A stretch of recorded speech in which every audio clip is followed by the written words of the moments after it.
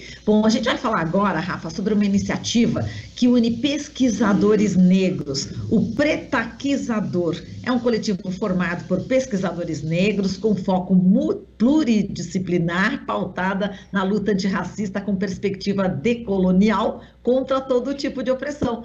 Mas quem vai explicar melhor aqui toda essa ideia é o Paulo Ramos, coordenador do Pretaquizador, coletivo de pesquisadores negros. Paulo, é um prazer recebê-lo. Bom dia. Oi, tudo bem, Marilu? Tanto tempo, né? Faz tempo, a gente já está ensaiando essa conversa aqui, hein, Paulo? Sim. Marilu, diga lá. Bom dia a todos, Bom dia. e a todos e a todas. Mas o Pretaquizador é um grupo de pesquisa com perspectiva decolonial, mas com outro tipo de opressão, como a Marilu comunicou aqui agora. Esse grupo de pesquisa nasce dentro dos corredores da PUC, São Paulo, na pós-graduação.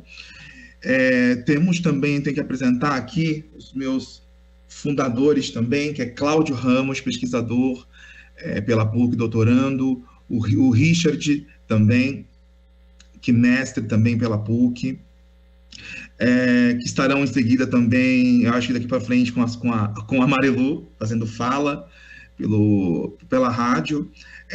E a gente teve o foco de fazer esse trabalho porque dentro das universidades existe ainda, tá, por mais que avançamos, ainda existe essa questão da invisibilidade do pesquisador negro na pesquisa acadêmica, na pós-graduação.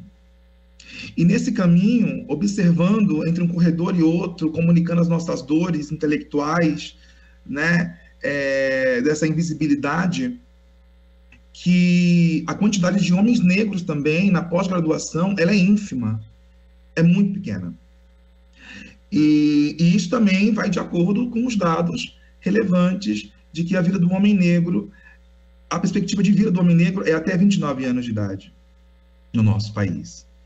E então, o Pretaquizador nasce com esse estímulo que cabem todos dentro da nossa pesquisa, realizando essa pesquisa por meio da raça, diante de uma perspectiva antirracista também.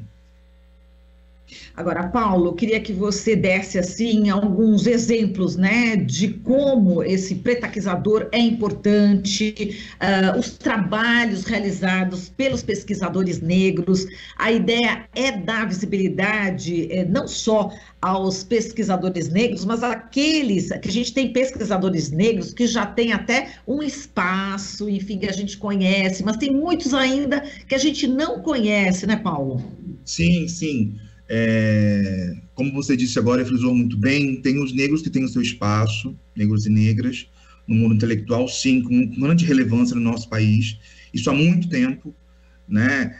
Desde Leila Gonzalez, desde Beatriz Nascimento, Osmundo Pinho, que é um professor da Universidade da Bahia, do Recôncavo Baiano, Dina Alves, né? Que são os contemporâneos que vêm trazendo essa conquista intelectual, mas existe ainda os negros das universidades que não estão sendo visualizados, vamos pensar dessa forma, né? Porque a gente vive uma representação, essa palavra representatividade, de uma forma muito, como se fosse, virou um mercado. Então, de que representação e representatividade estamos falando? Né? De uma única representação negra nesse mundo intelectual das mídias, né? Sobretudo das grandes mídias, e esse mercado que copita, né? Na maioria das vezes para poder paralisar alguns movimentos, e nem por isso a gente paralisa. Então, mas o Pretaquizador, a gente vive um processo não de um ajudar o outro, mas esse lugar da construção, de construir juntos, né? Esse caminho. Muito bem. E, Paulo, falando do teu trabalho, da tua pesquisa, né, acadêmica, eu sei que você esteve recentemente no exterior e por isso a gente não conseguiu fazer antes essa entrevista. Então, conta pra gente desse evento importante, né, que você esteve no exterior, onde, como foi o tema abordado e também o teu trabalho na área acadêmica. Então, eu fui uma vez por ano, quando dá, eu sempre estou convidado para poder ir para o México, para um instituto de pesquisa de antropologia e história, que se chama de Pesquisa Transnacional da América. E lá se concentram pesquisadores da América do Norte, América Central e América do Sul. E aí a gente passa semanas intensas de pesquisas e de apresentação, né? Lá eu apresentei um paper, que é um papel que a gente apresenta, e o tema esse ano foi sobre o cuidado, né? A questão, mas a proteção desse cuidado com o outro. E eu levei um paper de escrita sobre a situação das pessoas em São Paulo que vivem nas casas de acolhimento e na rua. Porque o ano passado, na cidade de São Paulo, eu fui convidado também para poder fazer uma, como é que eu posso dizer? Eu apliquei ou construí junto, mas um programa de política pública, né? E aí eu percebi em área, já como pesquisador, né, de que a situação aumentou muito, e através dos dados também, nas pessoas em situação de rua, em casa de acolhimento, diante do Covid. Isso já era uma realidade, lógico, com a crise do país, né, que se alastra, mas isso ficou mais forte ainda com a Covid. E no meu olhar de pesquisador, e depois buscando os dados quantitativos, grande parte dessas pessoas que estão em situação de rua, a maioria delas são homens, e homens negros. Diante dos dados das pessoas em situação de rua em São Paulo, chega a 75% de homens negros nesse lugar. Então, observando esse lugar, não é só uma questão de classe, sobretudo uma questão de raça, na qual o nosso país está constituído dentro desse lugar da construção colonial, que é resquício e herança da escravidão. E aí, apresentei esse trabalho no México, para poder exemplificar a questão do cuidado. Por mais que a política pública esteja escassa, existe a questão de cuidado da sobrevivência entre essas pessoas. E isso foi no México apresentado, lógico. O tema eu chamei de Via Crucis, sem lar, sem corpo, um desaparecer de si. E agora a minha pesquisa de doutorado, que é pela PUC, eu vou trazer um pouco para você, da conversa que nós tivemos. A minha pesquisa é sobre racismo ambiental, né? E essa pesquisa, ela me atravessa enquanto homem negro, gay e oriundo da pobreza extrema. Eu era da cidade de Guarujá, moro em São Paulo, resido em São Paulo, vai fazer já 4 anos. E falar sobre racismo ambiental no Brasil, que é um conceito estadunidense criado na década de 70, 80, para falar a retirada, né, e o colocar do Estado dessas pessoas negras em lugares e territórios degradantes, sobretudo de territórios de lixos químicos, né, gerando certas enfermidades devido ao beber da água, ingerir da água. E no Brasil, a gente não está muito distante desse lugar para poder pensar racismo ambiental. Até porque eu sou um rapaz que vem do mangue da cidade de Guarujá. E quando a pessoa fala o mangue, não é um mangue literário do encontro do rio com o mar. Nas periferias de Guarujá, o mangue é o encontro da lama com o fedor, com o fétido. Com esgoto, né? Com esgoto. E sem saneamento básico, sobretudo a falta de água. Então, eu estou pensando, por meio da minha pesquisa, a relação do corpo negro e a água. Porque falamos, né, verbalizamos essa violência física, essa violência civil do Estado contra os corpos negros, sobretudo pela letalidade policial nas periferias. Além disso, essa violência, ela está engendrada dentro de uma violência silenciosa, que é pelo meio ambiente, sobretudo sobre essa escassez da água em determinados lugares. E esses determinados lugares são as periferias, são as favelas. E não somente isso. Quando a gente pensa na pesquisa onde nasce o rio, a gente precisa saber também onde está morrendo, em que torneiras estão morrendo essa água. Entendeu? Então, olhando dentro disso, eu faço um trabalho interseccional, né, para poder falar de raça, gênero, território e classe.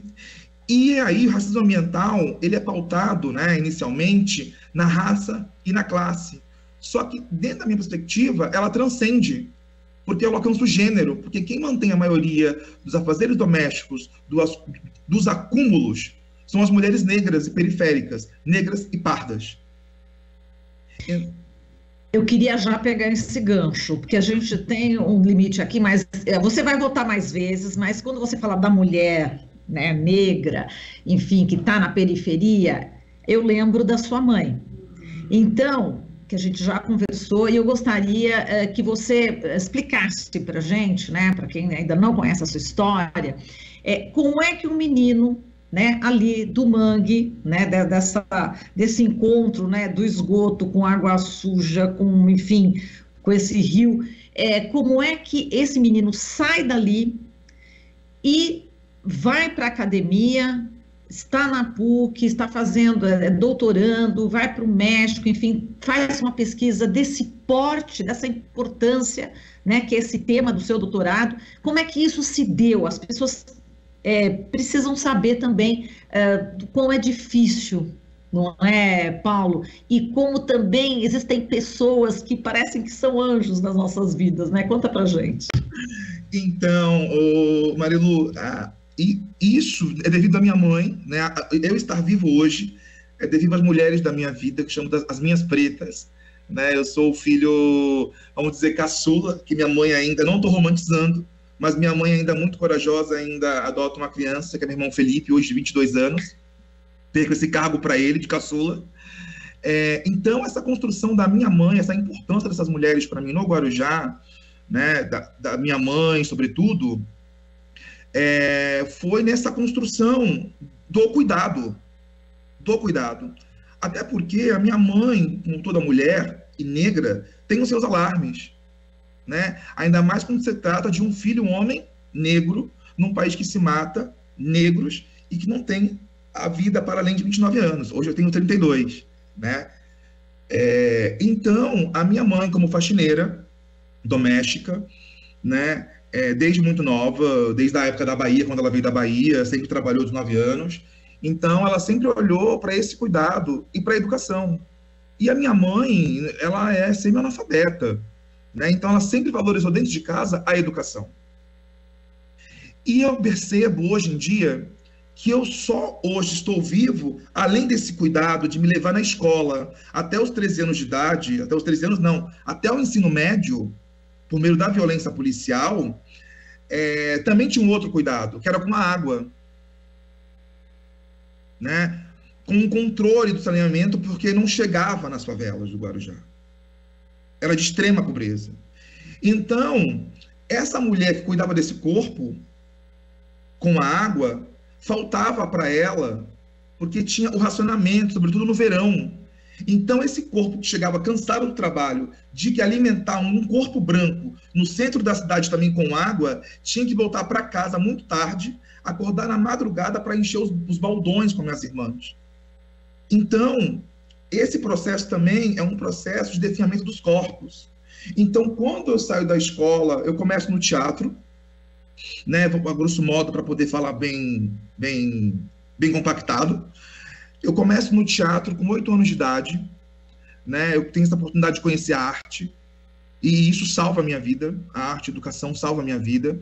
E eu tive a infelicidade de não ter alguns amigos vivos também pela violência policial, mas a arte, ela chegou antes, e nesse caminho eu fui me construindo, né, me formo no ensino médio. Do ensino médio eu vou trabalhar, porque na adolescência a gente tem que trabalhar para ajudar em casa, não é para ter mesada e nem para poupar, porque pobre não poupa, a gente não tem esse privilégio de poupar, né? Como as grandes empresas bancárias falam, você precisa poupar, ou você poupa ou passa fome, né? E aí eu tive que trabalhar. Tentei entrar na faculdade de literatura, não consegui, porque não estava de acordo com os horários de trabalho para ajudar em casa, e aí vou para a faculdade de Direito. Entro na faculdade de Direito, com bolsa, né, com os programas de bolsa que foram importantíssimos, né, criado pelo governo Lula e Dilma, que tem o seu valor, lógico. E aí eu vou me construindo nesse processo de pesquisa dentro do direito. Só que a área do direito é uma coisa muito truncada, muito escassa. Então, eu vou... um ano antes de terminar a faculdade, eu participo de um... Como é que fala mesmo? De uma premiação, né? E de um concurso nacional de monografia jurídica, e aí eu fico entre os 10 melhores do país de escrita jurídica. E aí isso me acende a pesquisa para um mestrado e para um doutorado, porque, assim, é o que eu gosto. E aí eu vim para São Paulo, né? Eu sempre falo, eu vim para São Paulo só com roupas e livros, e os últimos salários da Defensoria Pública, que eu fui estagiário, R$700 no bolso, para ficar um tempo na casa da minha família e tentar esse processo de mestrado e doutorado, de mestrado prioritariamente. E aí eu consigo entrar pela PUC. E isso também as redes, né? Porque Dina Alves acaba me direcionando para esse caminho, para poder chegar nesses lugares, nessas estruturas que são também racializadas, né? E ninguém chega numa PUC ou numa USP de qualquer jeito, não. Você tem que ser apresentado. E é uma das coisas que isso acontece nesse processo todo, até de te darem legitimidade e credibilidade para aquilo que você faz. Então, eu faço um processo seletivo para a PUC, na qual eu defendi ano passado, meu mestrado, que eu estudei sobre violência policial na cidade de São Paulo aos corpos trans, na região do Jockey Club, um trabalho etnográfico e cartográfico. E esse ano já comecei o meu doutorado para poder falar de corpos d'água, que é o meu tema, no tocante ao racismo ambiental. Então, a gente vive, Marilu, esse processo intenso e necessário, né, da minha construção, eu digo sobre Paulo, né, da minha individualidade, dessa minha construção de um homem negro, gay, oriundo da pobreza extrema, em busca dessa intelectualidade, que se não fosse a minha mãe, né, com as suas águas, eu sempre falo das águas, né, eu não estaria aqui hoje, porque a água também é um lugar que limita a desigualdade social no nosso país, sobretudo o racismo. Exato. Bom, Paulo, o nosso tempo aqui terminou, né? Infelizmente. Gostaria de conversar mais com você, mas você vai estar aqui conosco outras vezes, com certeza. E realmente, você fala, quando você fala do Guarujá, né? Eu sou santista, nasci em Santos, enfim, estou sempre fazendo também jornal direto de lá, agora do Jardim, hoje especificamente eu estou em São Paulo, mas eu faço de lá também do Guarujá, e sempre me chamou a atenção isso que você coloca, né? As pessoas acabam, elite, né? E, enfim, quem tem um pouco mais de dinheiro desce para o Guarujá, naqueles prédios das praias na orla, e aquele contraste, né? Tem a Vila Zilda, tem o Morrinho, enfim, tem todo aquele bairro. E na minha faculdade, quando eu fiz, né, Faculdade Católica de Santos, exatamente, eu abordei esse tema desse contraste, né? Esse contraste que é o Guarujá rico, milionário, e o Guarujá pobre, miserável. Chama muito atenção. E oxalá a gente consiga diminuir essa desigualdade no país em breve, viu, Paulo?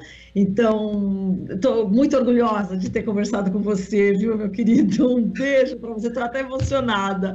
Um beijo, viu, Paulo, para você e até uma próxima. Um beijo, Marilu, muito obrigado a todos. Bom dia, gente. Que mamãe Oxum, mamãe Iemanjá nos proteja sempre, sempre, sempre, sempre. Beijos. Beijo, querido. Falamos aqui com o Paulo Ramos, coordenador do Pretaquizador, coletivo de pesquisadores negros. Estamos apresentando Jornal Brasil Atual. As notícias que os outros não dão.